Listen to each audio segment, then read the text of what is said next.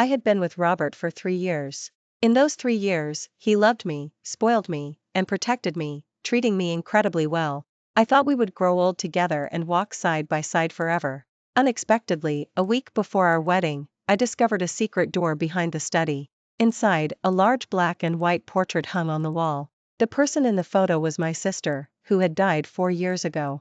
The aroma of food drifted from the kitchen, a romance series played on the TV, and the cat perched on the edge of the fish tank, lowering its head to drink.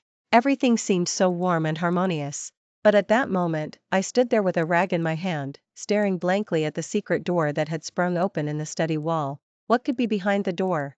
I turned my head back towards the kitchen, where Robert was still busy cooking. After 2 seconds of hesitation, I quietly closed the study door, then turned on my phone flashlight and stepped into the darkness. The floor, the vanity, the wardrobe. Strange, why was the decor exactly the same as our bedroom? I continued shining the light upwards, and just then, a giant face suddenly appeared before my eyes. Ah! I screamed, stumbling and falling onto the floor. A large black and white portrait of a woman was hanging directly above the bed. My previously steady breathing became increasingly rapid. My injured right leg also began to twitch and tremble reflexively. I knew her. Her name was Emily Carter. She was my half-sister. Sarah? Sarah, are you okay? Robert's anxious voice called from a distance.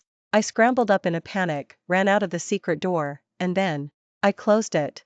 I thought I heard you cry out. What happened? His footsteps were getting closer. I grabbed a dictionary from the bookshelf, took a deep breath, and gritted my teeth, bringing it down hard on my shin. The door opened. The first thing Robert saw when he entered was me sitting on the floor, eyes red and rubbing my leg pitifully. I fought back tears and said with a slight tremor in my voice, I was just trying to dust these books, but this dictionary is a bit heavy. When I put it back, I lost my grip and it slid down and hit my leg. I'll just rub it, I'll be fine, Robert. Don't worry. Robert quickly knelt in front of me, his face practically overflowing with concern. It's all red, and you say you're fine? It seems you've forgotten everything I told you before. He sighed and picked me up, carrying me to the living room sofa. Then he fetched the first aid kit and took out a bottle of pain relief spray. At your age, you should be blooming like a flower. Robert shook the spray and carefully applied it to my leg. Sarah Miller, I'm telling you this one more time, don't try to be tough, and don't put yourself through hardship. If you want to cry, cry. If you want to fuss, fuss. Rest when you're tired, buy what you like, and whatever you want to do, I'll support you. He gently fanned my leg with one hand and tenderly wiped away the tears from my face with the other. I'm here. You just need to be the happy, cheerful Sarah Miller. Robert was true to his word. He always wanted me to change my old ways and be a carefree, happy girl. I am a person with extreme insecurity, but in the 3 years we were together, he was responsive to everything and followed through on everything. He spoiled and protected me. Although the suffering I had endured in the past couldn't be erased, his love was enough to comfort my scarred heart. And with Robert's help, I did slowly get better. I always thought meeting him was something incredibly good I'd done in a past life. But I never imagined that his finding me wasn't a gift from above. It was only because I was Emily Carter's sister. Only because we looked so much alike. The large black and white portrait from the secret door appeared in my mind again. Emily Carter in the photo was still as unraised, trained and vibrant as she was years ago. Just like Robert wanted me to be. I looked at the man kneeling before me and nodded, saying okay. Robert rose slightly and kissed my forehead. I looked up at him. In his eyes, there was only me at that moment. But in his heart? Was the love in his eyes truly for me, or was he seeing through me, trying to convey it to another person who was already dead? I didn't know, and I didn't want to delve deeper. I would never speak of the secret behind the secret door in this lifetime, because as long as I didn't say anything, we would continue to be this loving. Even if he saw me as a stand-in for Emily Carter, then I would be the most perfect stand-in and stay by his side forever. The next morning, I woke up groggily to find Robert lying on his side, propped up on his hand, watching me. Awake? He smiled, his voice low and charming. What time is it? I said, reaching for the phone on the bedside table and pressing the screen to light it up. The time displayed 9:30 a.m. Oh, it's 9:30. 9:30. I sat up with a start. Oh no, why didn't my alarm go off? He chuckled, watching me, and slowly said, I turned off your alarm. You turned it off? I looked at him in disbelief. Robert, my dear manager, did you forget you have a morning meeting? Get up, get up. I pulled at him hard, but Robert was solid as a rock. Alright, you're the manager, I can't control you. I'm going to work myself. Just as I was about to get out of bed to wash up, Robert grabbed my arm and pulled me back onto the bed. We have 5 days until our wedding. You said last night you wanted to go to Tibet, and I thought we had enough time, so I booked tickets. We're leaving this afternoon. After the wedding, I'll take you abroad to travel. I've taken a month off for us to have a good honeymoon. I stared at him, stunned. Really? He nodded. Really? How can you be so good? I'm so touched, I'm almost CR. Ing. I threw my arms around his neck and kissed him on the face. If you're going to cry, save it for later. With that, he quickly flipped over and pinned me beneath him. I playfully hit him a couple of times. Stop fooling around in broad daylight. We're leaving this afternoon, I haven't packed my suitcase yet. Before I could finish, he lowered his head and covered my lips with his. Shoo, we'll pack after we're done. Just then, the doorbell rang abruptly. I patted his arm. Robert glanced towards the door with annoyance. He adjusted his clothes, got out of bed, and said, Sarah, I'll get the door. Wait for me. Okay. He coughed a couple of times to clear his throat and walked towards the door. Somehow, the further away he got, the more uneasy I felt. They say you should trust your gut, and I couldn't shake the feeling. So I didn't hesitate any longer, getting up and following him out of the bedroom. Just as I reached the living room, he had already opened the door. Wah, Robert. A woman immediately threw herself into his arms, crying heartbrokenly. That shipwreck was terrible. Thankfully, I was saved by fishermen and didn't die, but they. 2 months ago, I finally escaped from that fishing village. After asking around, I finally found you. I stared intently at the woman's face.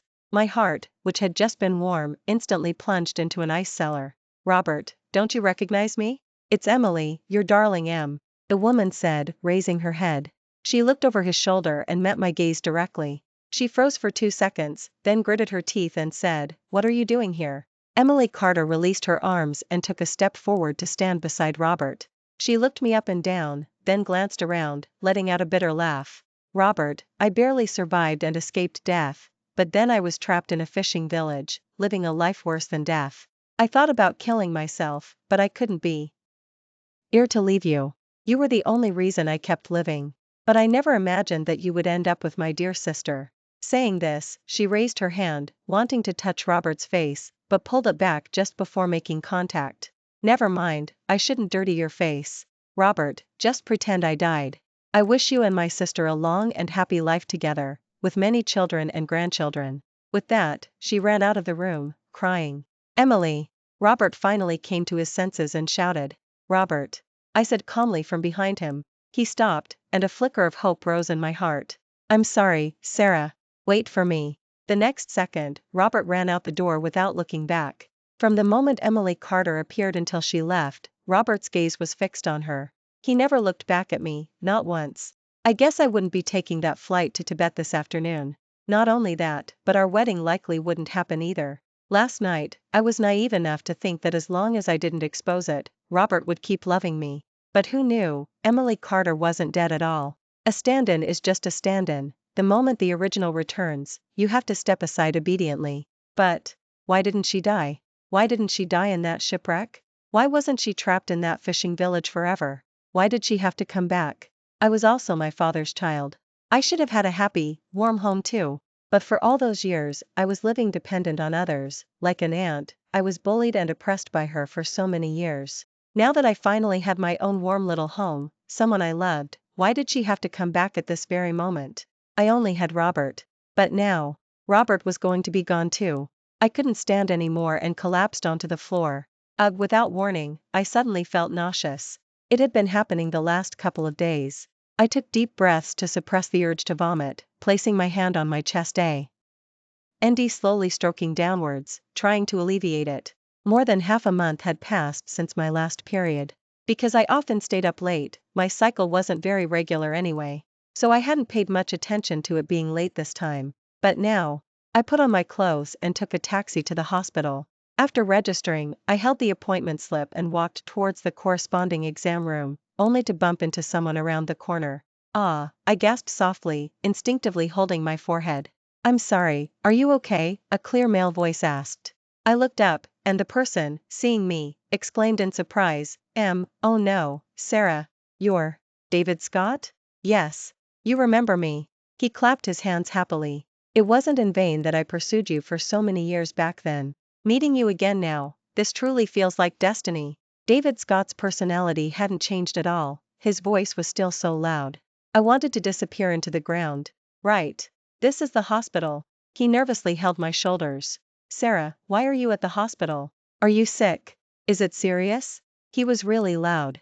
I needed to get rid of him quickly. I placed my hand over my stomach and said, word for word, I'm here for a prenatal checkup. A prenatal checkup, okay, wait. Prenatal checkup? You're married? But why are you here by yourself? Where's your husband? Is he not treating you well? How could? I held up a hand to interrupt him. Sorry, David Scott, I'm in a hurry. Maybe we can talk another time. Okay, let's add each other on WeChat, so we can meet up next time. Saying this, he quickly pulled out his phone. I'll scan you. Seeing the insistence in his eyes, I reluctantly agreed. Okay. After he left, I breathed a sigh of relief. Looking down, I saw the appointment slip in my hand, so I didn't delay any longer and hurried upstairs. 2 hours later, just as I walked out of the hospital, my phone rang. It was Robert. Sarah, where did you go? He asked anxiously. I was upset, just walked around a bit. Where are you? I'll send the driver to pick you up. No need, I'll take a taxi back later. Okay, I'll wait for you at home. There's something I need to talk to you about. Okay. Something to talk about, huh? What else could it be but canceling the wedding? And probably telling me to pack my bags and leave. I clutched my purse tightly. Inside were lab results and an ultrasound scan. The lab results were positive, and the ultrasound scan showed I was 5 weeks along. Even if Emily Carter won, this battle didn't mean I lost. Just as I was about to take out my phone to call for a ride, a car pulled up in front of me. David Scott jogged out of the car, a bright smile on his face, and opened the passenger door. Get in, I'll give you a ride home. I frowned at him. You're still here? Yeah, I was waiting for you. You were that sure you'd see me? David Scott shook his head. Not sure, but there's always a chance. See? I waited, and you showed up. I took 2 steps closer to him, looked him in the eye, and said seriously, David Scott, I told you I'm married. So don't waste your time on me, there's no possibility for us. Hearing this, David Scott also put away his smile and replied sternly, you're not wearing a wedding ring, not even an indentation. Besides, this isn't wasting time, this is pursuing happiness. I rolled my eyes at him. I can't be bothered arguing with you. With that, I turned around to hail a car on the side of the road.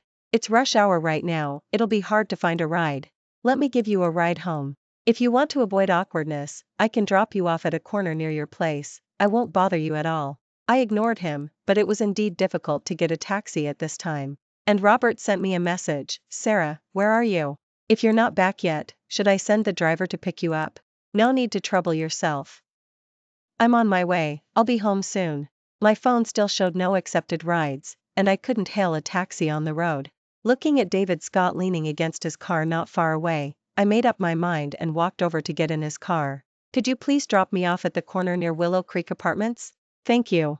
You got it. He drove steadily, and surprisingly, he was quiet the whole way, not initiating any conversation. 10 minutes later, the car stopped near my neighborhood. Sarah, call me if you need anything, I'm on standby. Okay, drive safe. Thanks. I gave a perfunctory reply. After his car drove away, just as I turned to go back, a dark shadow suddenly enveloped me. Then my lips stung, and a coppery taste filled my mouth. When Robert looked up, his mouth was stained with my blood. Sarah, who was that? I was speechless for a moment, never imagining he would be standing by the door, and that he would happen to run into David Scott. He's a high school classmate. We ran into each other on the road, and he gave me a ride back. I took out my phone and handed it to him. We just exchanged contact info. If you don't believe me, you can check. He pushed the phone back to me. No need to look, I believe you. What do you want for dinner tonight? I'll cook for you. I stared at him in surprise. What did you say? Wasn't he telling me to come back so he could kick me out? Robert took my hand. What's wrong? I'm asking what you want for dinner, I'll cook for you. Anything is fine. I'll love whatever you make. I replied with a smile, squeezing his hand back firmly. He didn't mention anything about Emily Carter, so I wouldn't bring it up proactively either. But I already had a rough guess in my mind. Maybe they didn't work things out, or maybe too much time had passed, and she wasn't the person he remembered anymore. I walked towards the house, holding his hand, but just then, a sweet voice rang out, "Robert, sister. You two are so slow. I've been waiting so long I almost fell asleep." I looked up abruptly and saw Emily Carter standing below my building, dressed in a casual outfit, looking lively and cheerful. At her feet were two large shopping bags. One contained vegetables and snacks, and the other held various pink bedsheets, duvet covers, and toiletries. Robert looked at her, then turned back to look at me. After hesitating for a moment, he finally spoke, "I'm sorry, Sarah. I originally wanted to arrange a hotel for her, but Emily Carter said she was scared and wanted to stay with us for a few days to adjust before moving out. She really suffered outside. 2 years ago, her parents also died in a car accident. Besides you, she doesn't have any other family. I'll tell you about what happened with her tonight. Can she stay at our place for 2 days first? Is that okay?" I clenched my fists, my heart feeling like it was about to explode. Despite being incredibly angry, I still forced a sweet smile for Robert and said generously, "There's nothing to be sorry about. I trust you, just like you just trusted me. She's my sister. Forget 2 days, even if she stays forever, I don't mind." Robert stroked my head, a look of relief on his face. "Good, I knew you were the most understanding." Understanding? But he had told me before that when I was with him, I could be like a child, I didn't have to be so understanding. As we spoke, we had reached her. Emily Carter picked up the 2 bags. "Sister, you weren't home just now, so Robert and I went grocery shopping together. These vegetables and snacks are all things he bought that I like. I don't know if you'll like them, but..." She paused, looking at Robert. "I think our taste should be the same. You'll definitely like these things too." Thanks. Give them to me." Robert released my hand, walked up to Emily Carter, and naturally took the shopping bags. "It's okay, I can carry them. After all, I did a lot of heavy work these past few years, I'm very strong." "Let's not talk about the past," Robert said, then strode upstairs. After a couple of steps, he turned back to look at me. "What are you thinking about, Sarah? Let's go upstairs, let's go home." "Oh, coming," I replied, following Robert, ignoring Emily Carter's resentful gaze. Dinner was very quiet, no one spoke the entire time. After dinner, Emily Carter took out the brand new bedding and patted my shoulder. "Sister, we haven't seen each other in a long time. Come chat with me for a bit." I didn't know what she wanted, but so many years had passed, I wouldn't be afraid of her anymore. "Okay." I stood by the door, deliberately not closing it. "Sister, don't just stand there, come sit," she said, reaching out to take my arm. I sidestepped, avoiding her, and moved to the other side. Judging by her behavior, someone who didn't know better might really think we were close sisters. But in reality, what I hated most was her pretentious act. When we were in school, she acted like my dear sister on the surface, but behind my back, she was the one who bullied me the most. At first, it was just minor stuff. If I got better grades than her on a test, she would find a few girls to tape my mouth shut and trap me in the school bathroom. Then she would go home and tell Dad that I was out with hooligans and wouldn't be home that night. The next day when I came home and tried to explain, I was met with nothing but yelling and beating. They said I was lazy and seductive at a young age, that I was a pathological liar who only knew how to frame my sister. Later, I learned to shut up. I also learned to control my scores. I came in last place in my grade every time, but she would still find other reasons to target me. Because in her eyes, everything I did was wrong, I didn't deserve to live. Later, just spreading rumors about me wasn't enough for her anymore. She started pouring water on me, started making me take off my clothes, started recording my humiliation with a camera, scene after scene. They escalated things, and I finally realized I couldn't let this continue. If teachers wouldn't help and parents wouldn't help, then I would go to the police station. The police would surely do something. That day, I was almost at the police station. Just one corner away. But around that corner was Emily Carter with a group of boys. They pinned me to the ground. She stood over me, holding a long steel nail, looking down. "My dear sister, you made us chase you so hard." Saying this, she knelt in front of me and gently ran the steel nail along my leg. "Your leg is really pretty, it just runs too fast. Running too fast makes you miss a lot of things. Let sister help you slow down and enjoy the scenery by the roadside with that." She smiled and savagely plunged the steel nail into my thigh. My right leg twitched violently. I came back to my senses, closing my eyes tightly, suppressing those humiliating memories. "Stop pretending, okay? Calling me sister like that is disgusting." She smoothed her hair, adopting a haughty posture. Sister, saying that truly breaks my heart. But I really should say something to you. I'm already back, why haven't you left? She smiled and patted my face. Sarah Miller, let me tell you, in this life, I'm the only one who takes things from you. What I don't want, I can bestow upon you, but you can never take anything from me. I know you're getting married soon, but what difference does getting married make? Your mom and dad got married, but what kind of ending did she get? You don't deserve to mention her. I pushed the person in front of me away and slapped her with all my strength. Emily Carter covered her face and did a fake fall onto the floor. Just then, Robert ran over. He glanced at me with disappointment and turned to help her up from the ground. Emily, are you okay? He said, and looked up with an unfriendly tone. Sarah, what are you doing? She's your sister after all. If you didn't want her to stay here, you should have told me this afternoon. You said you didn't mind then, but now you're acting like this. Are you still the Sarah Miller I know? Robert, don't scold sister. It's my fault. I just mentioned you casually just now.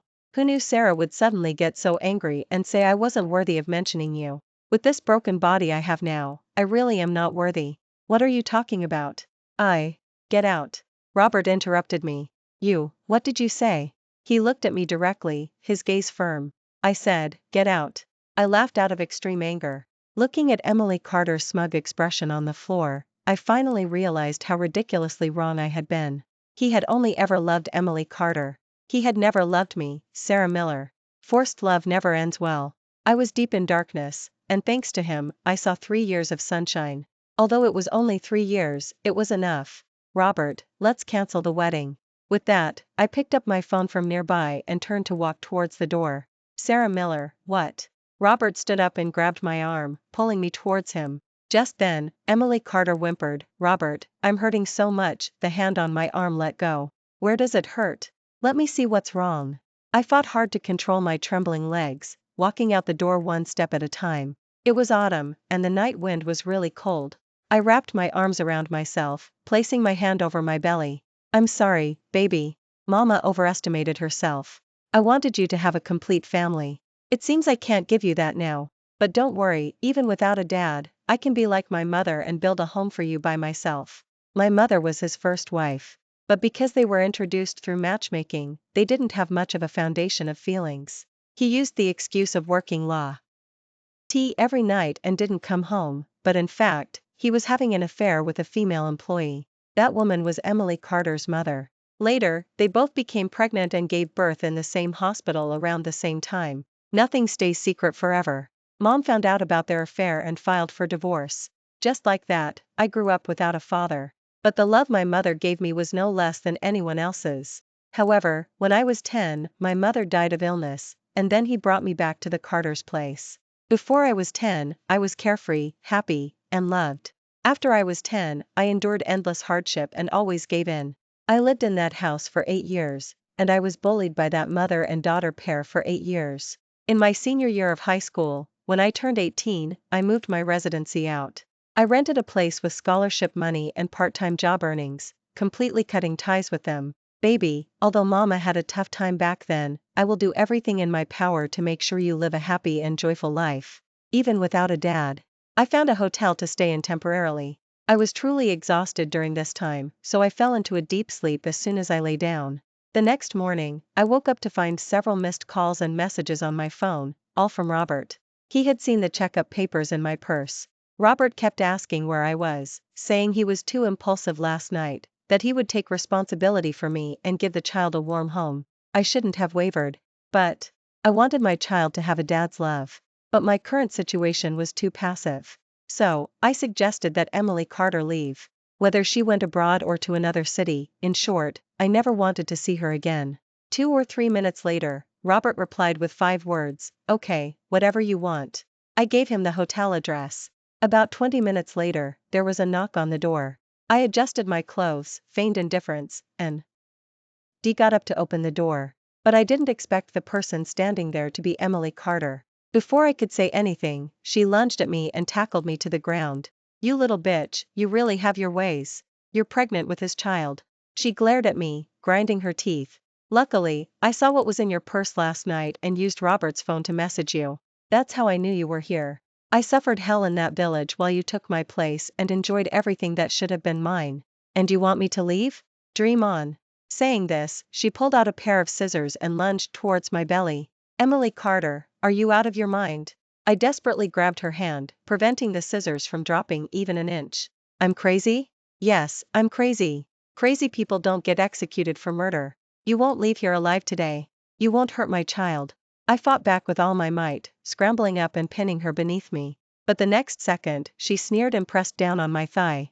I could stab a steel nail into your leg when we were in school. Today, I can send you and the bastard in your belly on your way together. So many years had passed, and the wound had long since healed. But the psychological trauma had not been cured. Emily Carter took advantage of the moment I instinctively recoiled my leg and pinned me back down. Her strength was too great. I could only hold out for a few seconds before she gained the upper hand. Watching the scissors get closer and closer to my belly, I didn't think twice and covered the sharp point with my hand. They say the fingers are connected to the heart. The excruciating pain caused my whole body to tremble. Blood seeped out continuously through the gaps in my hand. Emily Carter's smile became more distorted, and she kept pushing down with more force. Just as I was about to give out, the weight on me suddenly lifted. Sarah, I'm sorry, Sarah, I'm late. Robert picked me up. Don't be afraid, Sarah. I'll take you to the hospital right now. Robert, don't go. Emily Carter crawled over and hugged his leg, but he kicked her away the next second. Emily Carter, this ends here. Don't let me see you again. Looking at the face I had loved for 3 years, I couldn't hold on any longer and lost consciousness. When I opened my eyes again, I saw a familiar ceiling and familiar room furnishings. This was Robert's and my bedroom. Sarah, you're awake? Robert knelt in front of me, holding some medicine. The wound on your hand has been bandaged. The doctor said it's nothing serious, so I brought you home to take care of you. I was wrong. From now on, I'll protect you well and won't let you leave my side for a moment. And our child. Believe me, Sarah, I will be a good husband and a good father. Emily Carter. I asked casually. I had my assistant buy her a plane ticket. I'll send her abroad. She won't be coming back, he added. I looked at him for 2 seconds, then closed my eyes. Emily Carter had cut my hand and nearly taken my life and the baby's. But Robert merely sent her abroad properly, without any intention of pressing charges. In his heart, her importance was indeed very heavy. But for now, I was content with this. Sarah, the wedding is in 3 days, but given your condition now, how about we postpone the wedding until you've recovered? It's fine, let's stick to the original plan. After all, everything is already prepared. I turned my head to the other side. Robert, I'm tired. I want to rest for a bit. Okay. You rest then. I'll be right outside. Call me anytime if you need anything. Robert leaned down and kissed my cheek, then tucked stray strands of hair behind my ear. Don't worry, Sarah. I'll give you a grand wedding, a wedding you'll never forget. I closed my eyes and said, okay. Bride, please sit on the bed. Friends and family who want to take pictures can come over for group photos. The photographer stood opposite me, raising his camera. Me. I want to take a picture with my Sarah darling. Me too. No wonder they say women are most beautiful on their wedding day. Sarah is the most beautiful in the world today. Usually, our Sarah can make manager Robert completely smitten. Today he must be utterly captivated. Alright, you guys and your sweet talk, I teased, but my smile was already reaching my ears. Let's take the pictures quickly. Otherwise, the groom's party will arrive soon, and there won't be any time. They're coming? I sat up straight, feeling a little nervous. Ha, can we not be so eager to get married? It's only 7:10, they won't be here for a while. Hearing her say that, everyone burst into laughter, and I blushed, lowering my head. Just a few minutes after finishing the photos, a friend standing by the window exclaimed in surprise, "Oh, the wedding car is here. Let me see. My friends crowded around the window, looking down. I took out the small mirror hidden beneath me and carefully checked myself, afraid there was a single flaw in my makeup or hair. Fortunately, everything was perfect. The groom is getting out of the car. Oh my, your husband looks so handsome today. Because I was quite far from the window, my friends were giving me a live broadcast of the groom's party arrival progress. The groom's party are all out of the cars. They're setting up wedding decorations, streamers, confetti, on both sides of the road. Right now, the men and women are lined up in 2 rows, probably filming. They'll be coming into the building any minute now. I sat primly on the bed, eagerly awaiting Robert's arrival. Just then, I heard a friend questioningly say, why is the groom taking a call as he's walking? The group, why did the group stop? Your husband is. What are you saying? What hap? Ned to Robert? I looked at them, and the feeling of unease reached its peak again. My friends looked at each other, then moved aside. Sarah, why don't you come see for yourself? I couldn't care about anything else anymore. I dragged my dress and ran off the bed. The large groom's party arrival downstairs instantly appeared before my eyes. But at this moment, they weren't lined up in 2 rows. Instead, they were gathered in 2s and 3s, dispersed and scattered, discussing something. My gaze swept over them one by one, but I didn't see Robert anywhere. Where's Robert? I turned to them. Where did Robert go? However, their gazes were evasive, and not a single person spoke. You were just standing here watching, weren't you? I'm asking you, where did Robert go? Tell me. I shouted at them agitatedly. He. Before one friend could finish speaking, my phone on the bed rang 3 times in quick succession. I rushed over to check. It was a text message from Robert. Sarah, let's postpone the wedding. Emily tried to kill herself. I have to go to the hospital.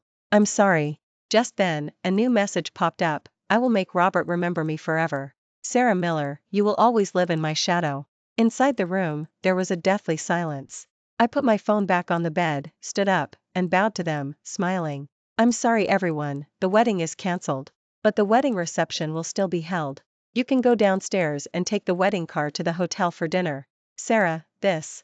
A friend started to say, but was quickly hushed by the girl next to her. Okay, Sarah, you get some rest. We'll head downstairs now. I nodded, not responding. After everyone had left the room, I stopped pretending and squatted on the floor, sobbing. I didn't reply to Robert's text message, nor did I call him to ask for an explanation, because I felt that everything was unnecessary now. I took off the wedding dress I was wearing. ND removed the elaborate makeup from my face. I pulled out the dusty suitcase from the walk-in closet and started packing my clothes. I didn't know where I should go, where I could go. Maybe to the mountains and fields to keep company with the breeze, or maybe to towering city buildings for a fierce hustle. Anyway, anywhere would be better than here. I rubbed my belly. Don't worry, baby, I'll make sure you have a good life. Even without a dad. I actually had a lot of things. But when I removed everything related to Robert, the things that were left couldn't even fill a small suitcase. But that was fine too, it was light and easy to carry. Just as I was about to finish packing, I heard the front door unlock. I forced myself not to turn around and stuffed the remaining small items into the suitcase. A few minutes later, I walked out of the bedroom, dragging the suitcase. Robert was sitting on the sofa, expressionless, not saying a word. When I heard the door open, for a second I fantasized that he would rush over and apologize to me. I really thought too highly of myself. I laughed at myself mockingly and walked towards the door. Just as I opened the door, Robert said in a hoarse voice, Emily Carter is dead. Dead? I stopped. Her suicide attempt had actually succeeded in killing her. So that's what she meant by unforgettable. The living really can't compete with the dead, but trading your life for a memory is just too foolish. But, it had nothing to do with me anymore. I dragged the suitcase outside the door. Just as I was about to close the door, Robert ran over, grabbed my wrist, and pulled me back inside. Sarah Miller, do you have no heart? I said Emily Carter is dead. She's dead. Didn't you hear me? He yelled, his eyes red. She's dead, so do you want me to be buried with her? I looked at him directly. That's not what I meant. He looked at the suitcase by the door. I just hoped you could understand me a little, that you could be sensible. We're not children anymore, let's not do this running away from home thing. I know you're angry about me postponing the wedding, but a human life was at stake. I couldn't just leave her. So you left me, and turned me into a complete joke. Robert clutched his head in pain. I'm sorry, Sarah.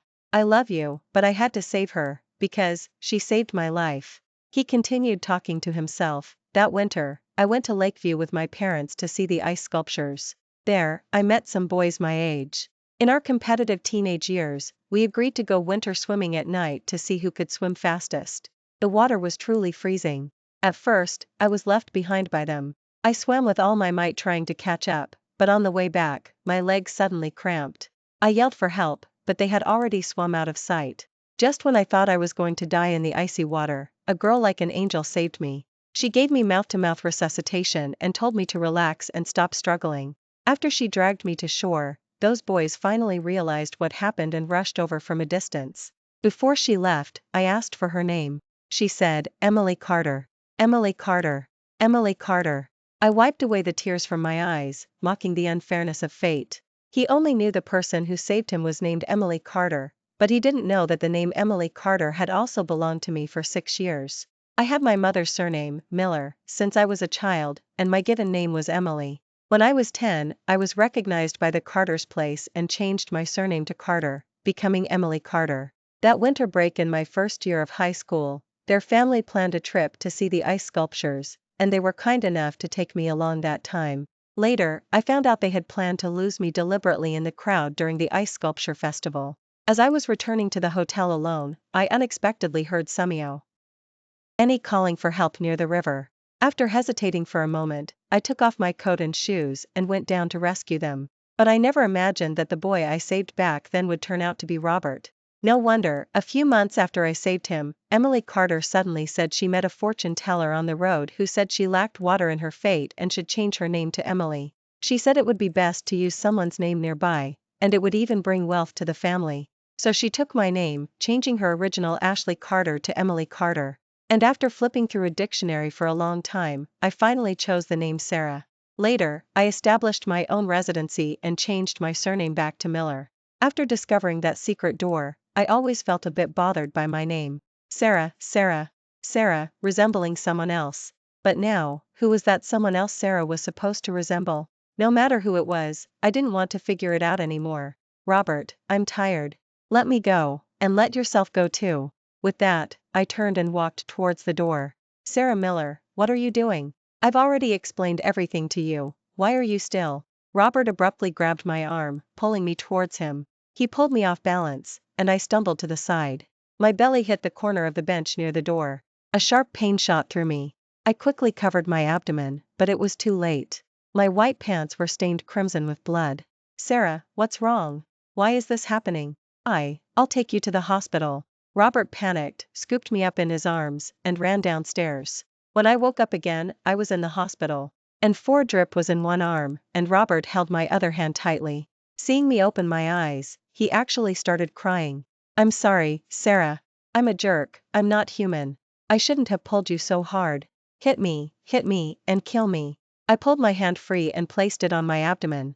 Even though he was only a little over a month old and not yet formed, I had truly felt his presence before.